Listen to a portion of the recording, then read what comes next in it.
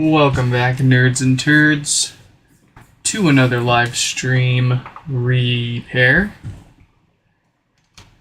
That's what we do here, yep. We've got Tyler we fixed up yesterday along with another bricked HomePod, both of which were surprisingly just software issues. I let them test overnight and they're still working fine as of right now. I also have, let's see, a couple of hardware. Well, we got what we know is a hardware brick with Tony's HomePod. They picked up an adapter from us a few weeks ago and attempted the restore. It didn't work for them. Very much looks like a hardware issue for them. And then, let's see, we've got Malfoy, and then we'll say Max. I don't have room on my screen for all these long names here. And then James and Ben. Don't know what's wrong with anyone else's yet, but here we go.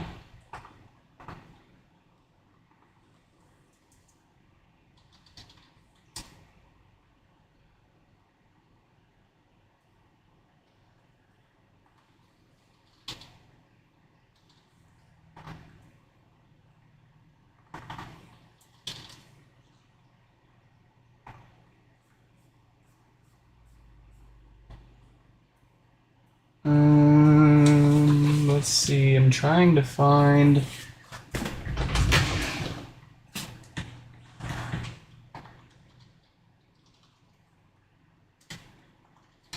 their thing, their email.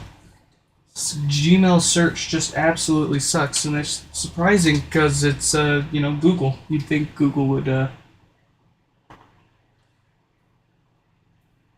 know how to make a functioning search product in their email client. Anyways, we found their email.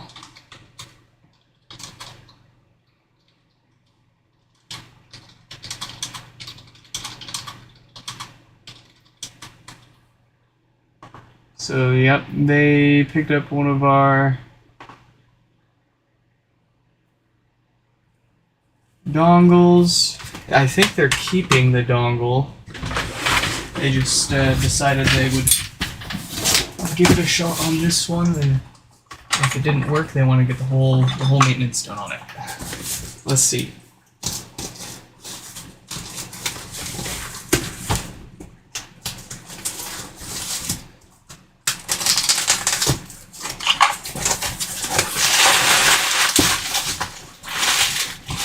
Uh-oh. I see more popcorn. I have a history of doing this.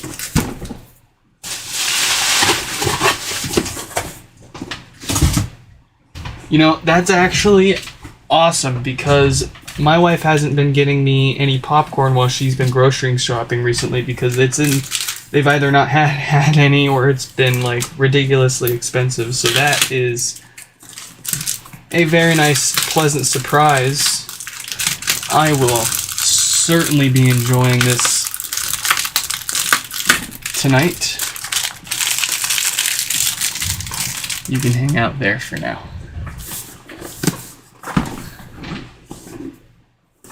And there's the pod. Oh.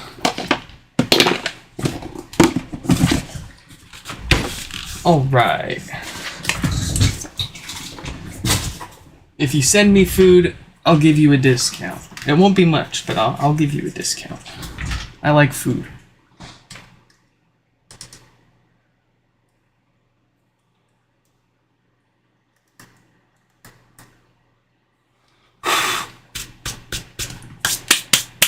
All right. Let's just make sure this is the one that I actually tried this on. Yes, indeed. And it looks like they were making good contact.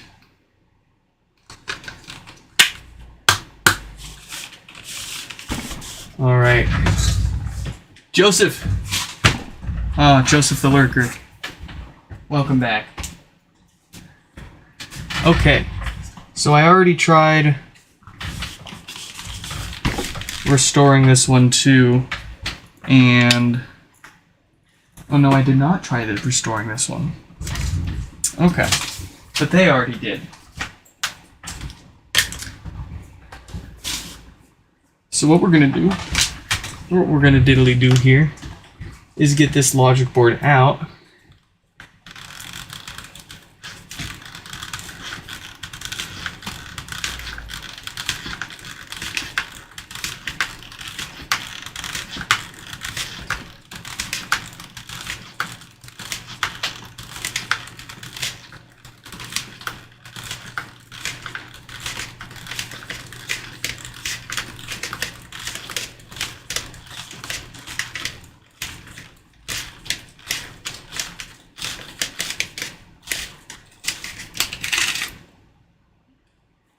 Nice, very nice.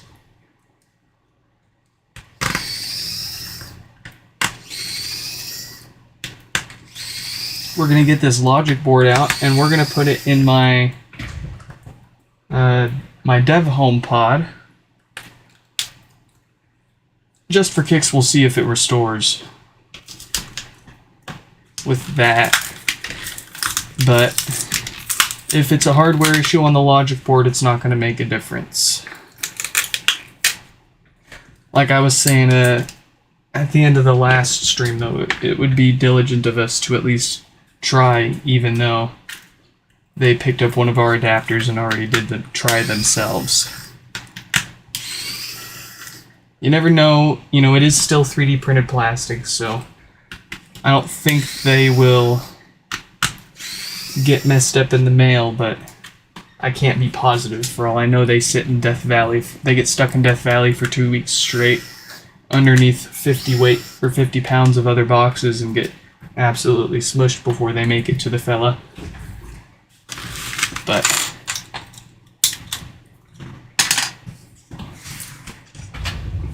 here,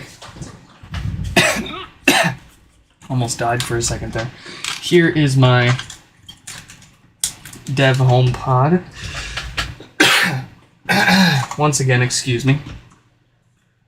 And what makes this guy special is pretty much nothing on the inside. It's exactly the same as any other HomePod. But on the outside, from the factory, it had this cutout for an adapter that Apple also themselves made. So this is as factory as it's going to get attempting to restore this HomePod here, or at least this logic board. Let me pull up my Magic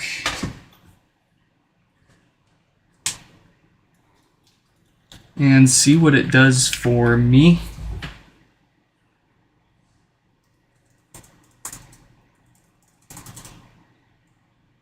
We got a Gaster Pone, Gaster Reset,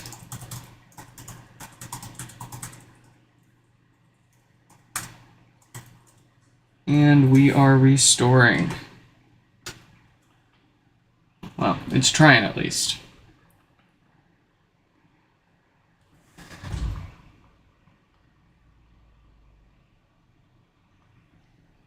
Waiting for device to enter restore mode.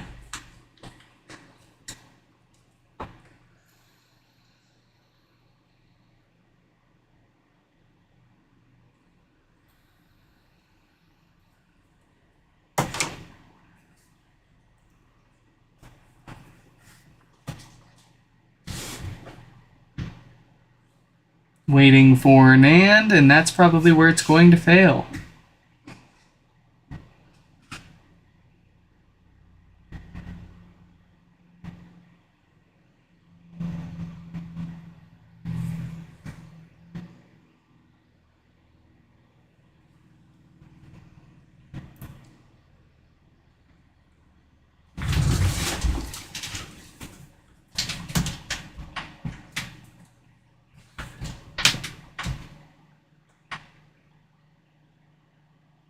Yep, storage device did not become available. Alright, you know what I think we're gonna do? I think we're gonna reball this sucker live. I think I've done enough of them to feel confident enough in doing that now, or at least showing you guys how I do it. I'm trying to boot up my other computer here really quick for my security cameras. I just want to know who's outside when. It's nice to know when the wife pulls in the driveway so I can run out there and help her bring the kid and stuff in. Anyways, yeah, storage device did not become available. So that is certainly a hardware issue with this logic board. I think we're going to try to reball this.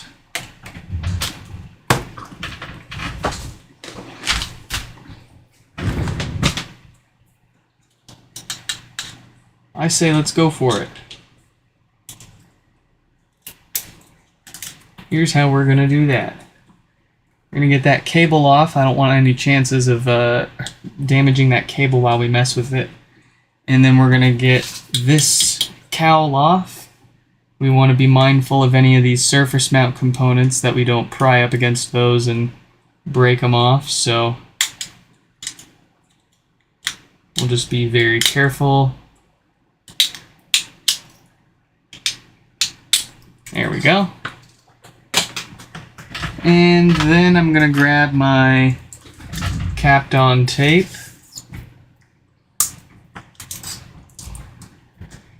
Don't take this as a how-to. This is just how I do it. For now at least. And so far, it's giving me good results. If it's a BGA issue, then it fixes it. If it's a hardware issue with the actual NAND chip itself, which from what I can tell hasn't been very much, it's usually just the BGA itself. Go figure. But anyways, we want to make sure we cover up those plastic bits too.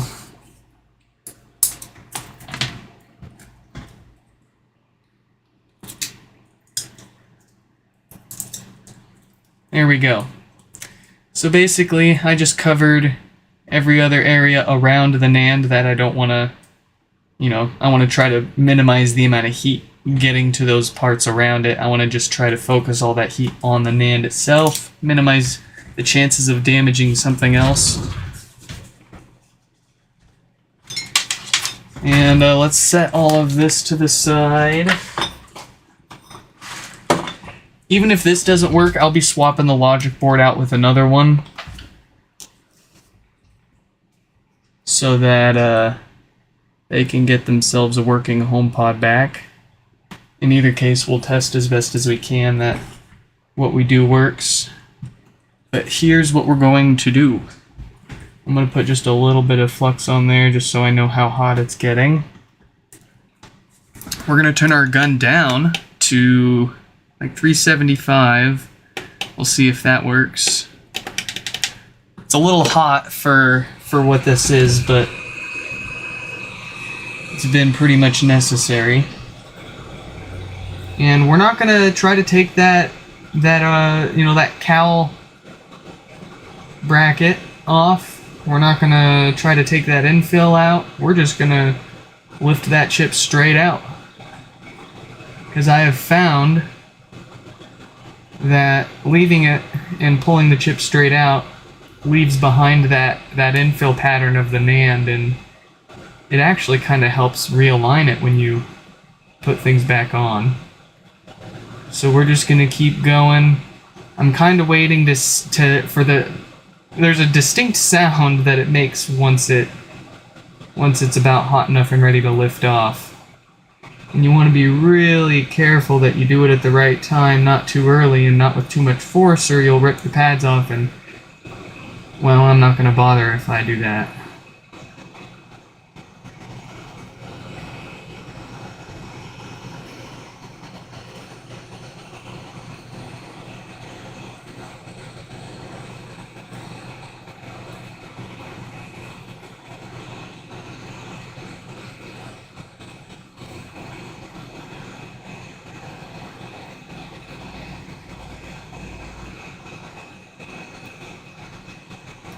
I'm just putting the gentlest amount of pressure on it.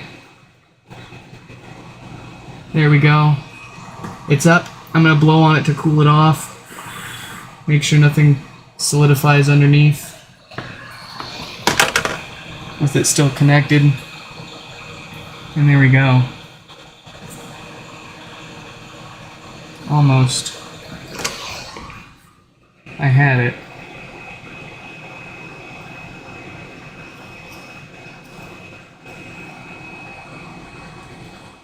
There we go.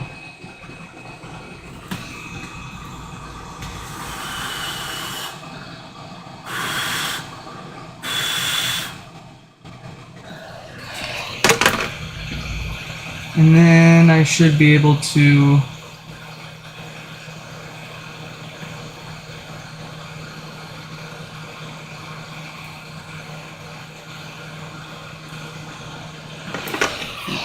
get this out almost. There we go.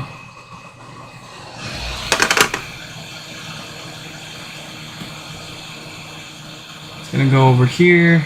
We're gonna scoot it down. And then there we go. And just like that, we haven't displaced anything. We didn't take any pads off. The chip itself, I can see right here is missing a ball, and right there is missing a ball, and right there is missing a ball, and there. This is a common theme. And it looks like actually some of it did stay on the board, so but I'll no, yeah, nope, see this one's completely missing, so okay. What I like to do next is hit this with a bunch of flux.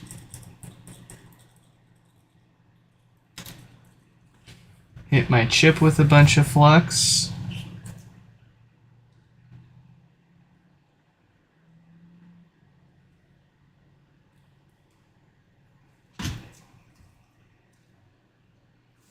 And then here's the possibly cringy part, but we're not going to wick those pads clean on the board. I'm just going to take a dry iron and go over all of them.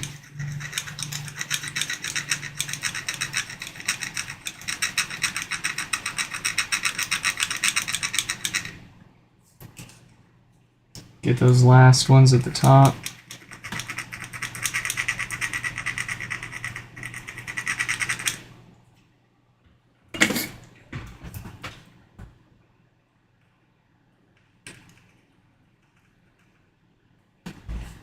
All right.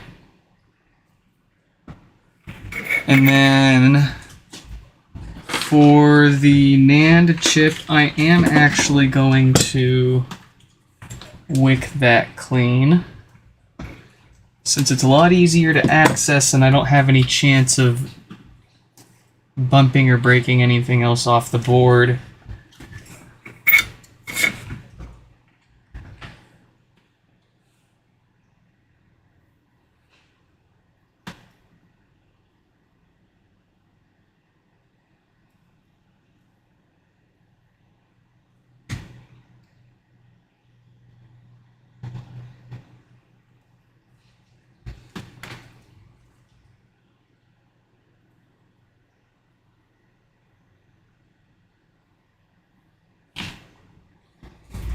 All right. Now, what I've noticed is none of this needs to be perfect, but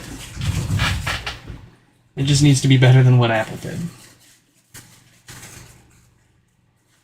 I'm just going to clean that off. There we go. And we want to make sure none of those pads look dull. If they do, we're going to take our tweezers and we're just going to scratch that up a little bit.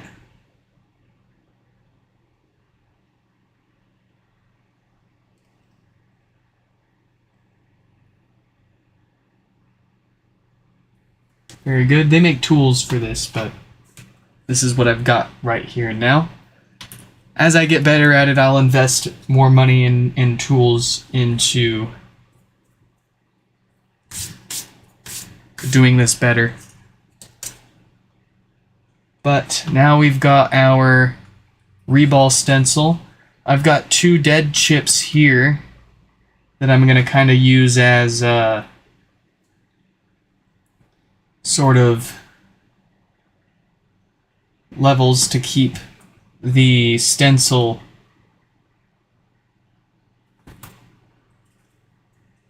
flush with the chip when I go to push it down, or when I go to push and hold it down when we spread that paste. We're going to keep wiggling this around until we get that nice and lined up.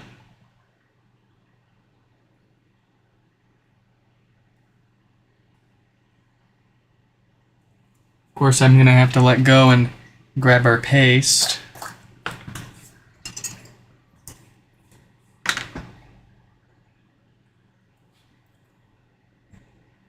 Alright, that looks about as good as I'm going to get it. It doesn't need to be perfect.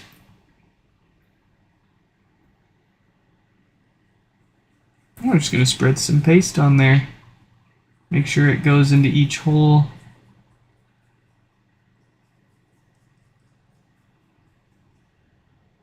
Very nice. And then this is the tricky part. This is why you need some kind of like actual this is an iPhone 6 stand. I'm sure there are actual like chip braces that can actually hold this. In any case, this is what we do for now. We just super cringe. Aww, that's what I was afraid of. Oh, but it didn't mess it up. Beautiful. Oh, we got lucky. Well, let's see if we got lucky. Let's go ahead and heat that up.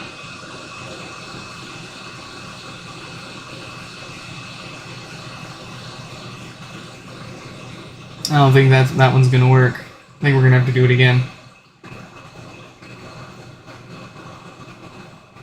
Oh? I spoke too soon. That looks glorious.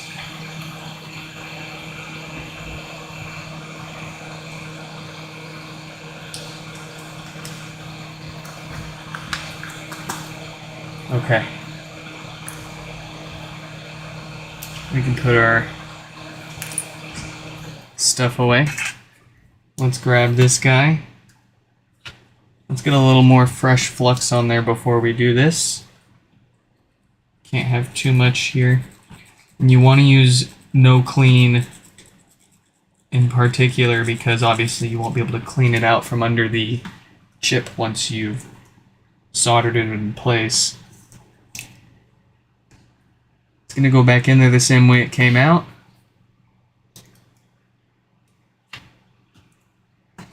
And we should be able to basically push it right back into position. Just like that. And I remember that these pads line up right after the A here.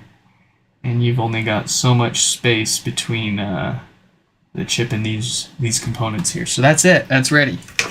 We're going to hit this with the gun for about 30 to 60 seconds until we see it.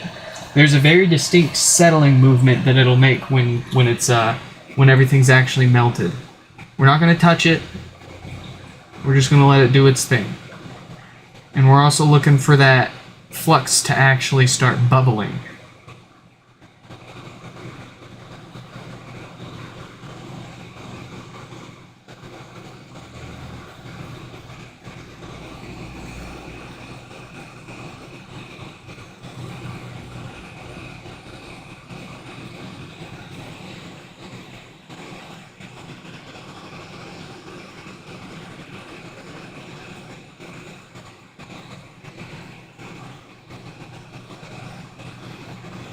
There.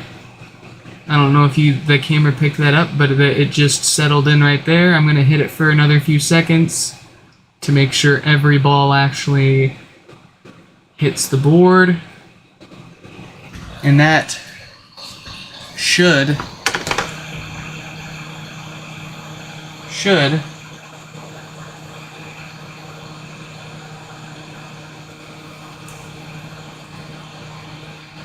be good. Oh, I don't think so, actually. That looks crooked. Why is that crooked?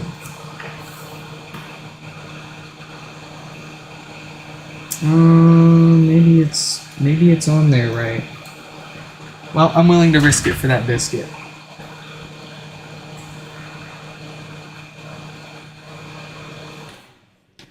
I'm gonna cool this down in front of the fan for a second.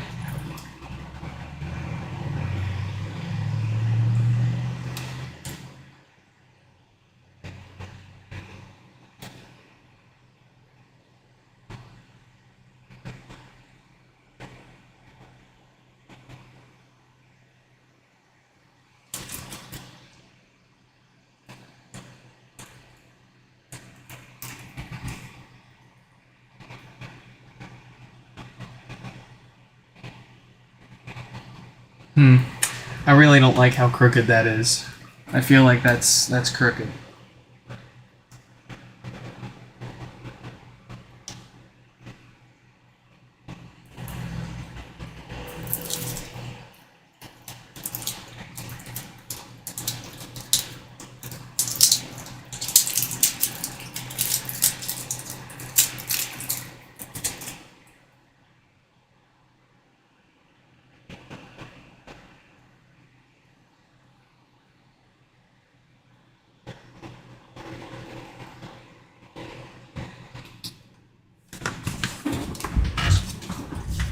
But we're gonna see.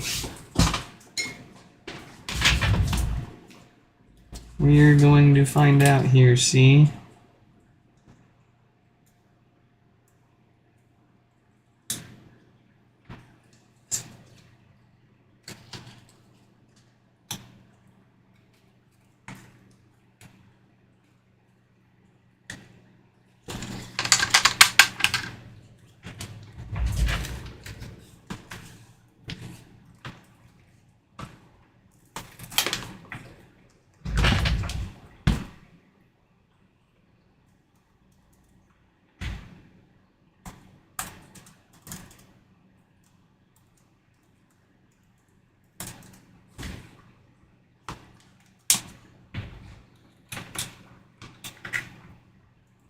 Fingers crossed.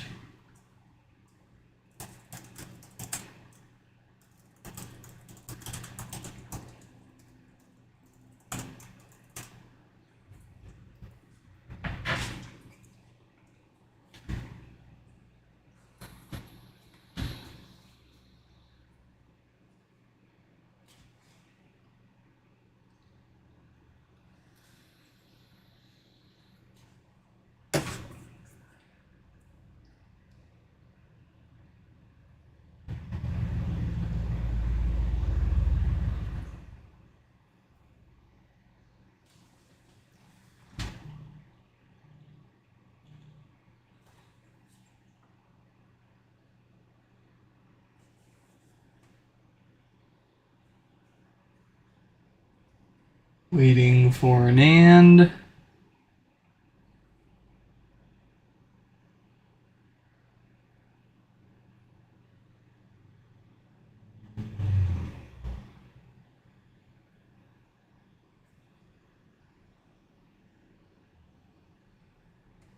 Yeah, I don't think that'll work still.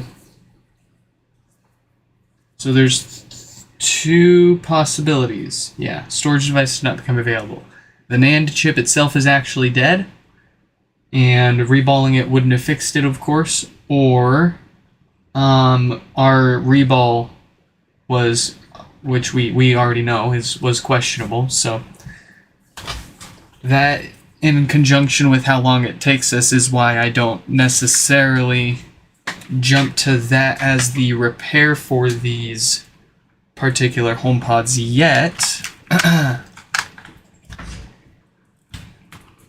But as we get better at it, it may certainly be something that we do more often live.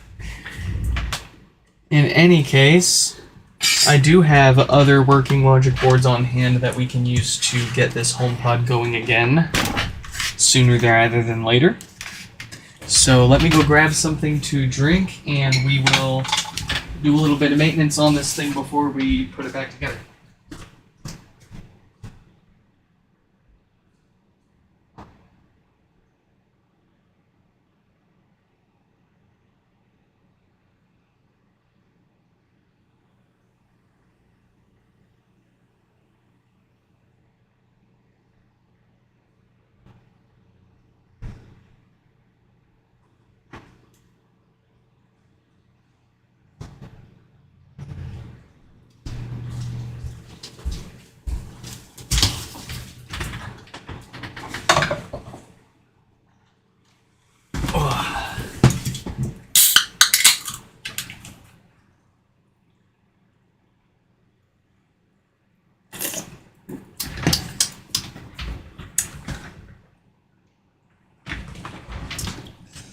Okay. Which board? This board.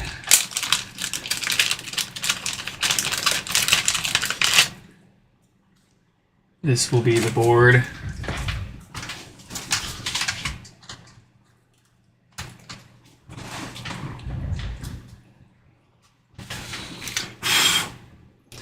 But first we're going to tear this all the way down.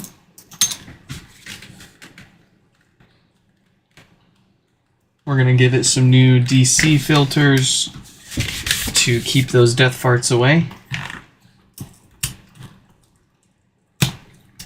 We're going to see if it's got one of those crappy diodes that fails and causes no power. If it does, we'll replace that as well. And that should make this as good of a HomePod as it'll get.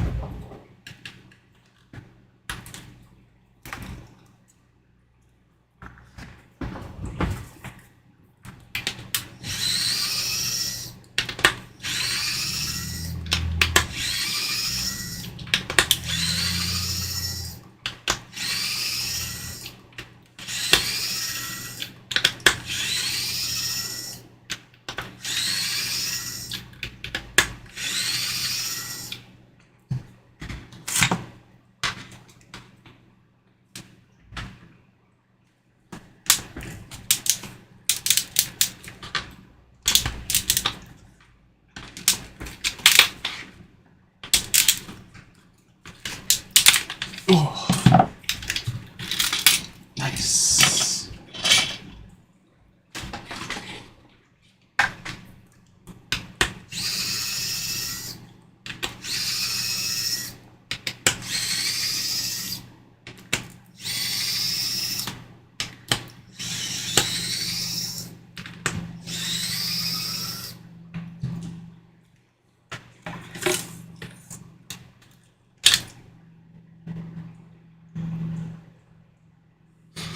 Subwoofer appears to be in great shape.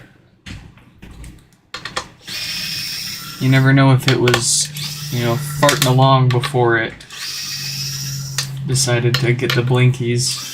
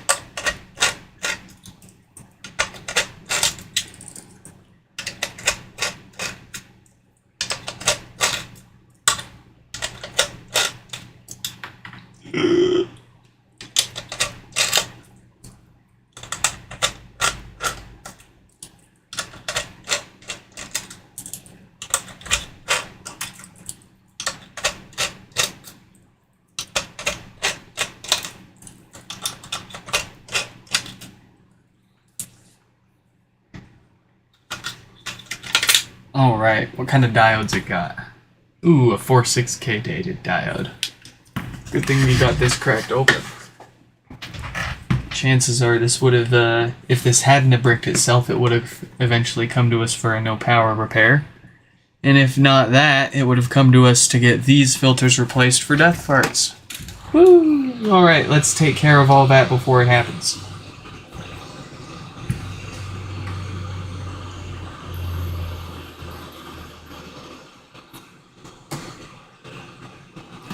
Oh yeah, let's turn our temperature back up.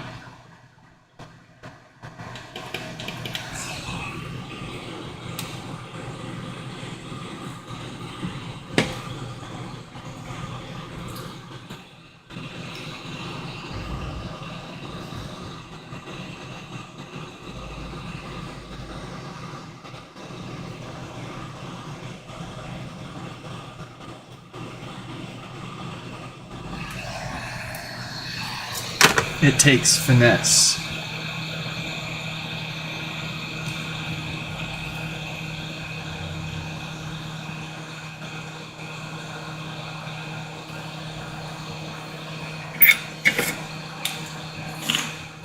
Only the finest of finesse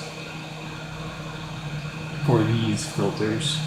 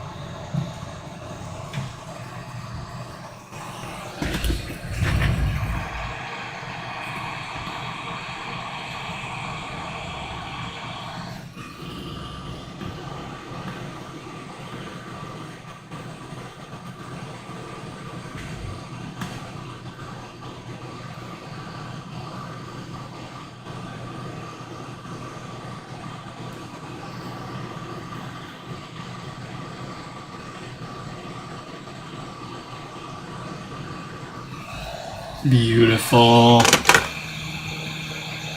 Oh, well, from that angle, I guess.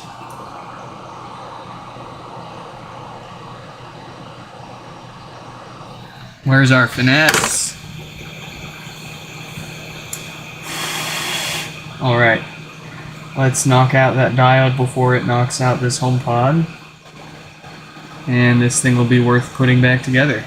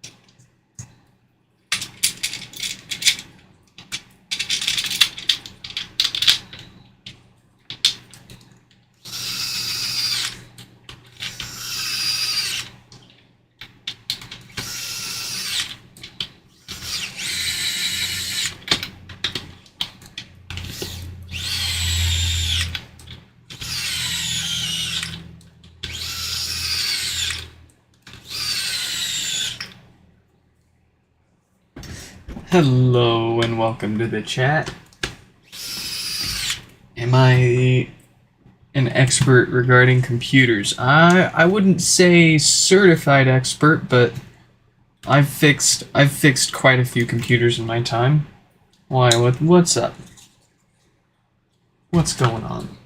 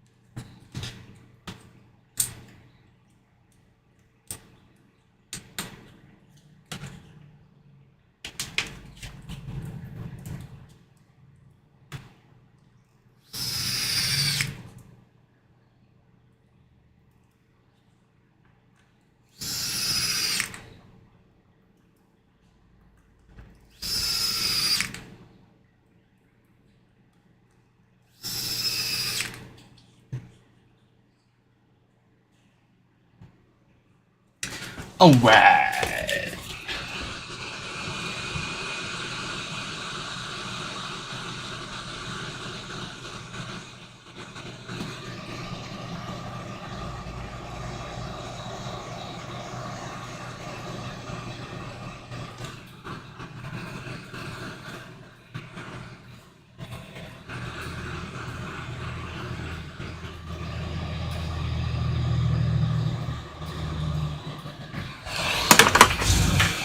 Doesn't normally take us this long to fix a HomePod, but I figured we'd have a little bit of fun at the start there.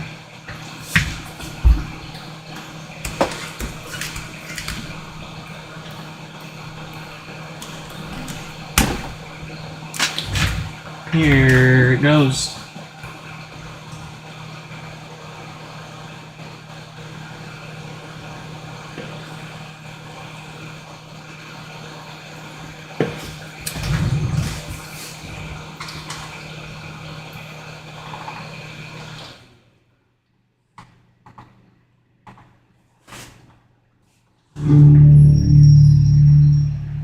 Very nice.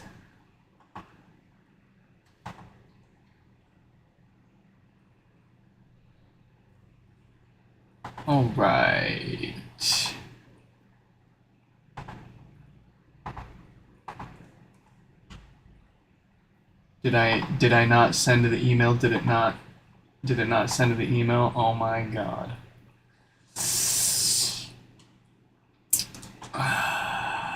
Gmail. You continue to make a fool of me. Alright. Well, I just shot Tony a link to watch the stream whenever they feel like. Hopefully they can drop by while we're fixing up a couple other these so they can at least say hi. I hate when I... Dang it. That's just one of the things that I really like to do for people is, let them watch them fix their repairs. And when that doesn't happen because of a mistake we or Gmail made, that's, no big deal. But it still kind of takes a bit of the magic away for some people. Alright. Well, in any case, we've got... We'll go with, actually, Michael.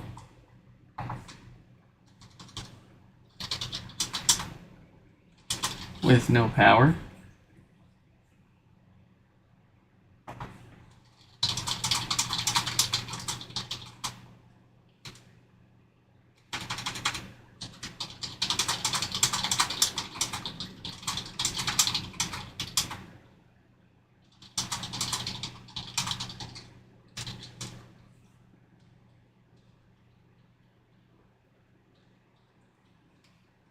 There we go.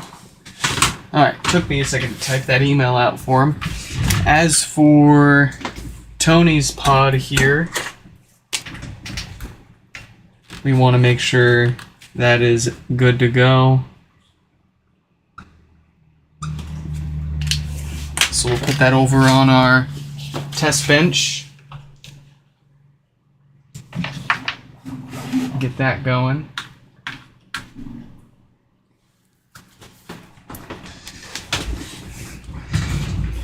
And let's get... Michael's opened up here.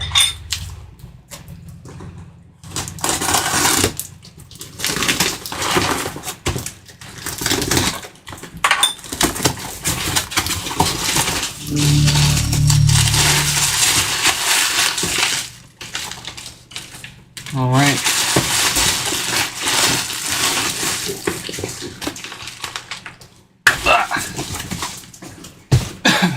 Ooh, it's still got the plastic.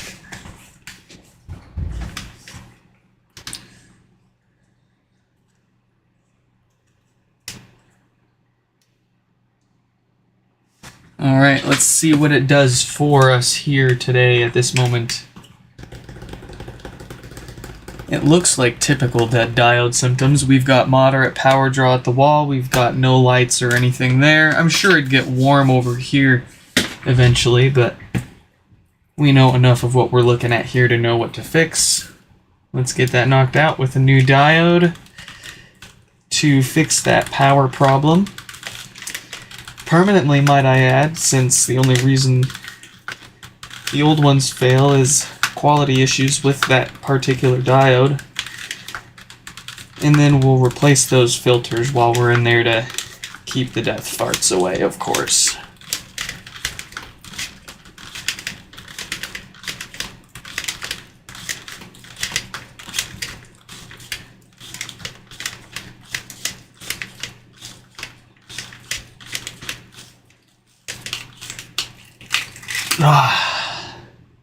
Those are hand crampers, let me tell you.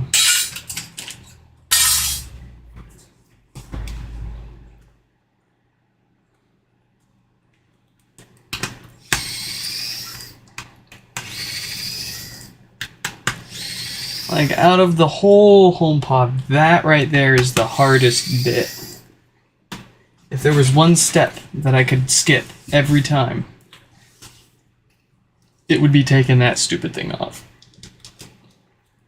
And frankly, there would probably be so many more people out there willing to even attempt their own repairs if they didn't make it so friggin' difficult for them.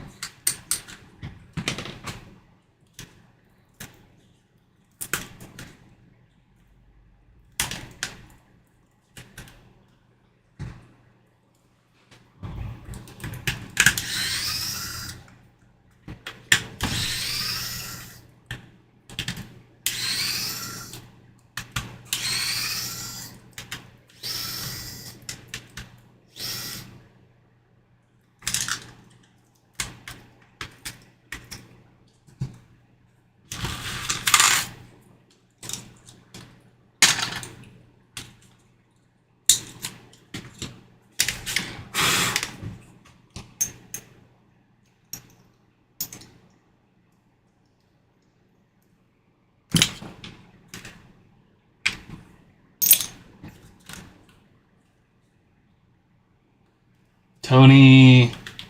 Yes. Unfortunately, that was I don't know if it was my fault or Gmail's fault, but the email didn't send until we were pretty much done with yours, so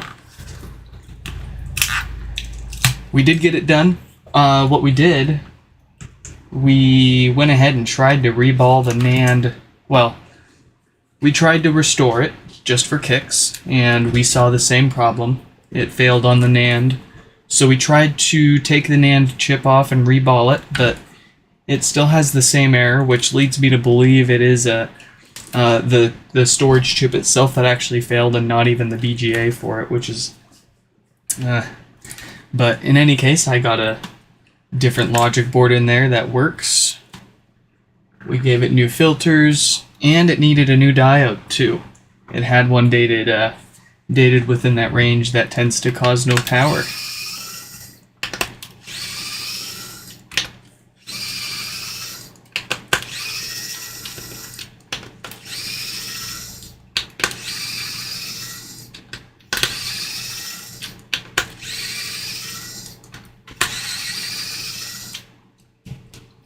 Let me make sure Michael got an email at least.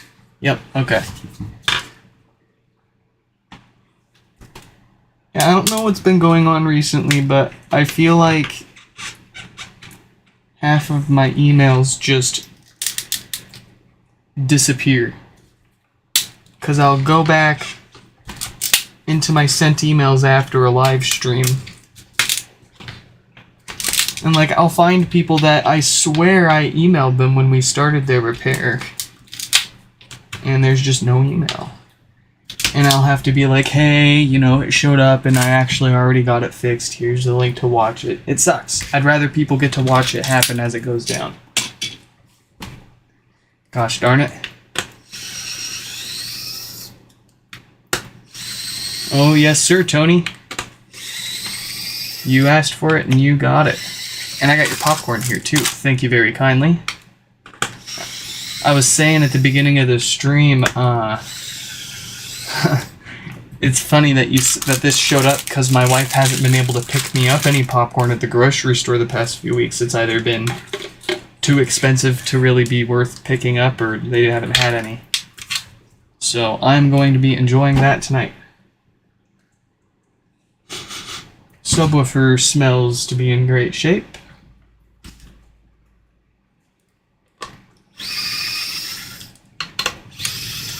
Ultimately, yours did need a logic board, yeah, Tony. I did try to repair your logic board, but it seems like it's the actual storage chip that's failed. And you can't just replace them. You gotta dump the data from the old one and flash it onto the new one if you're replacing it. If you're reballing the existing chip, you don't need to worry about that. But unfortunately, that was not the case. But I've got a couple logic boards sitting around that we swapped one in there for you.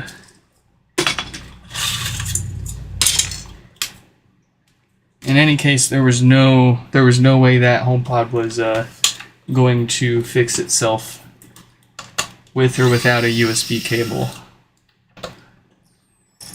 Ooh, I'm not fighting that.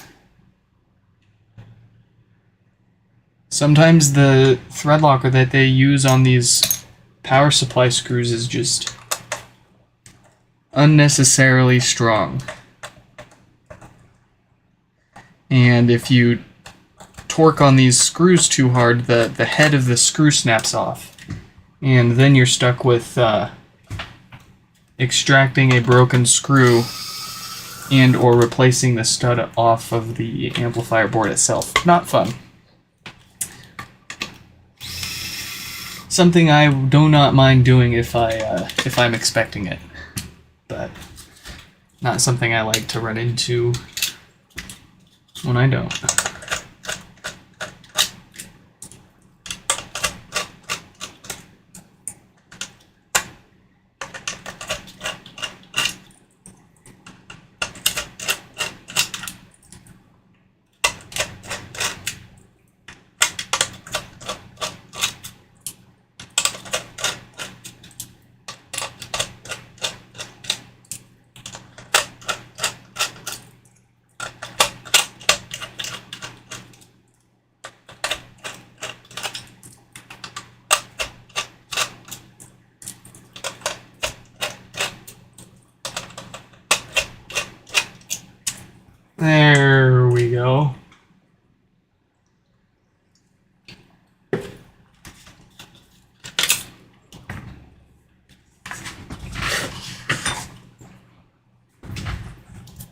All right.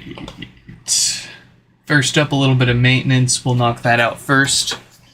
Get this thing some fresh filters so that they don't get it back and it promptly starts farting on them or frying that subwoofer speaker.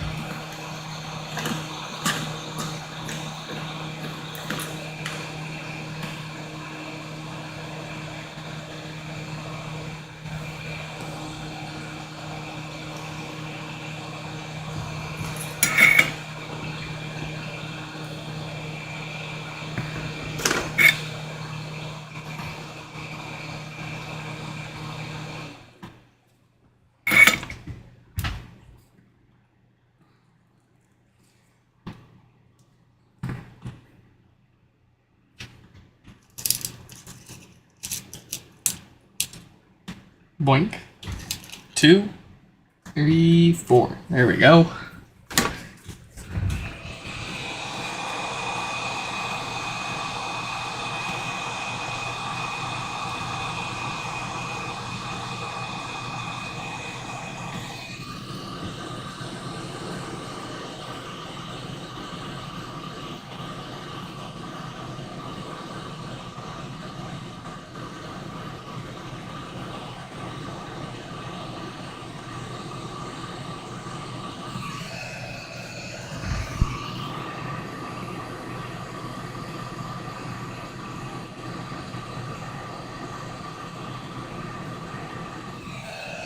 Alright, I'm going to bring that up close to straighten those out.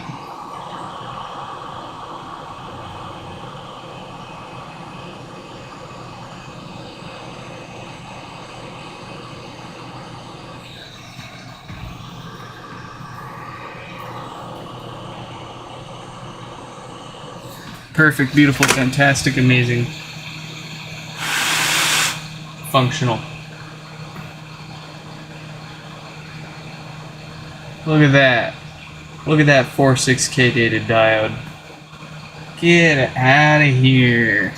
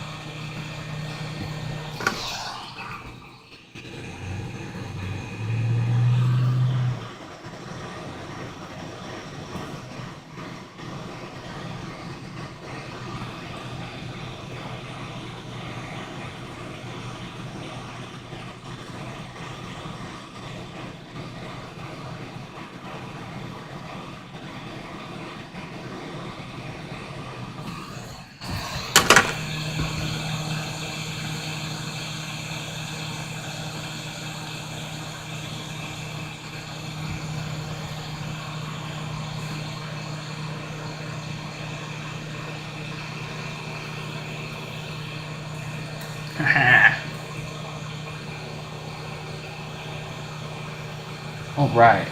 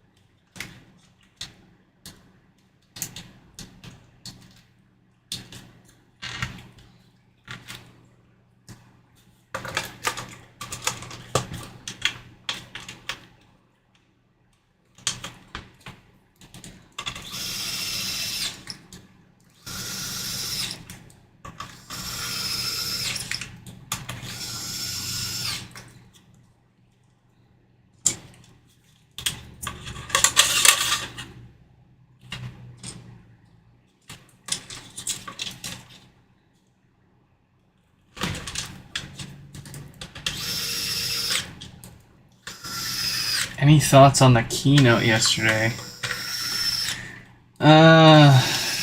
It's kind of funny. I was pretty much saying the same things everybody else was saying on Twitter as it was happening. Like they announced the new AirPods Max, and I was like, so they got new colors and USB Type-C.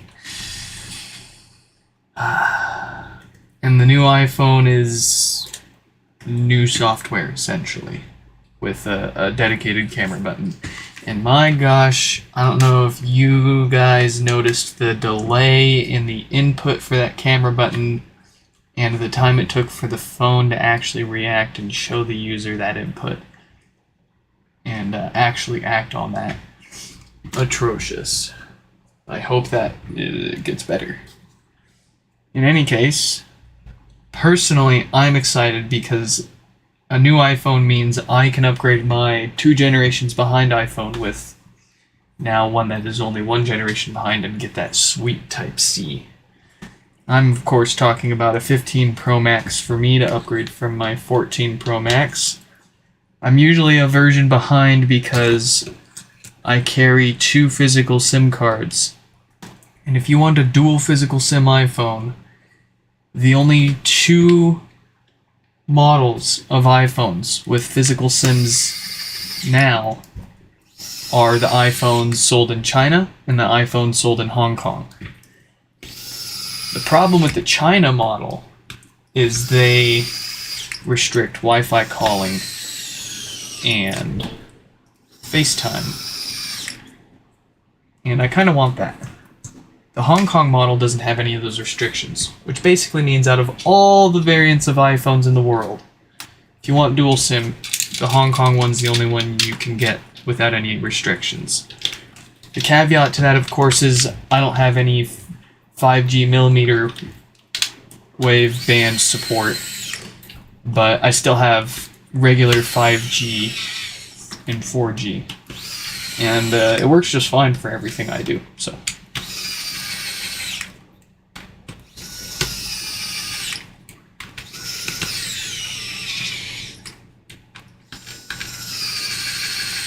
but it was pretty, yeah, I echo the same sentiment. It was pretty boring, a pretty boring event.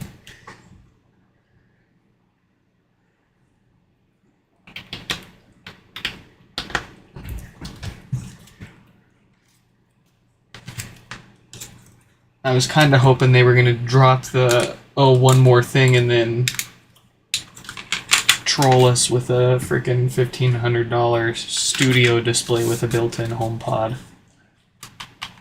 that does no single task best, but combines them all into a ultimately subpar but still Apple experience somehow. But they didn't announce anything like that, despite all the rumors of it. Which models from Hong Kong have the dual SIM slots? So as far as I know, the Pro and the Pro Max models have the dual SIM. I don't know about the non-Pro models. And it's the same for the 15 Pro Max and the 16 Pro Max. It's only the Hong Kong models that'll have dual physical SIM. There are iPhone, like the Japanese one, I believe the Canadian one, a lot of the unlocked international iPhones that you import is the key from another country will have 1 physical SIM slot and 1 eSIM slot.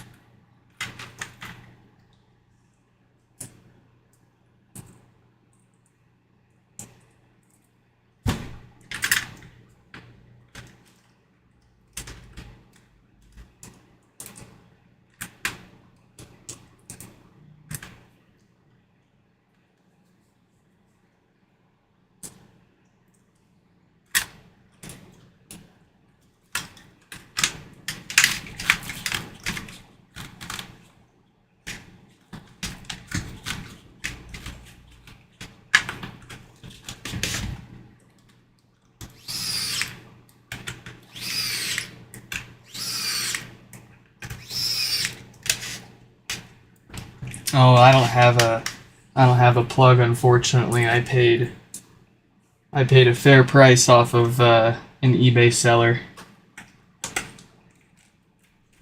Not a very fair price.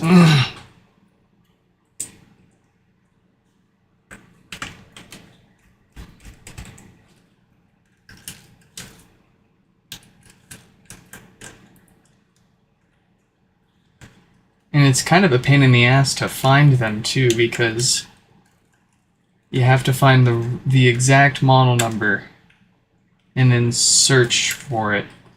And you either get a bunch of sketchy websites, a bunch of websites that obviously won't to ship to the US, or if you're looking on eBay, you'll get a bunch of the wrong model. But there is a premium. You do have to pay a premium for one of them.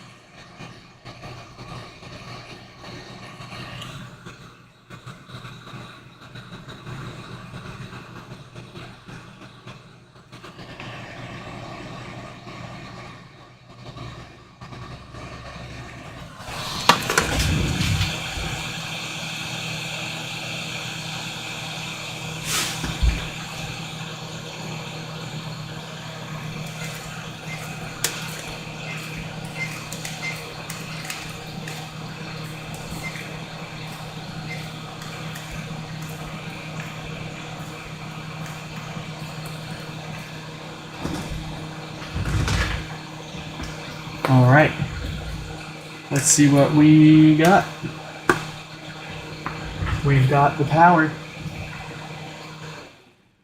Alright, folks, that is actually, unfortunately, all that I've got time for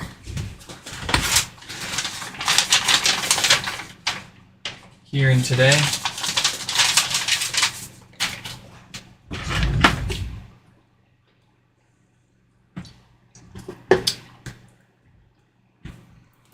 Beautiful. I'm having trouble connecting to the internet. I hope you all enjoyed this live stream repair, and I'll catch you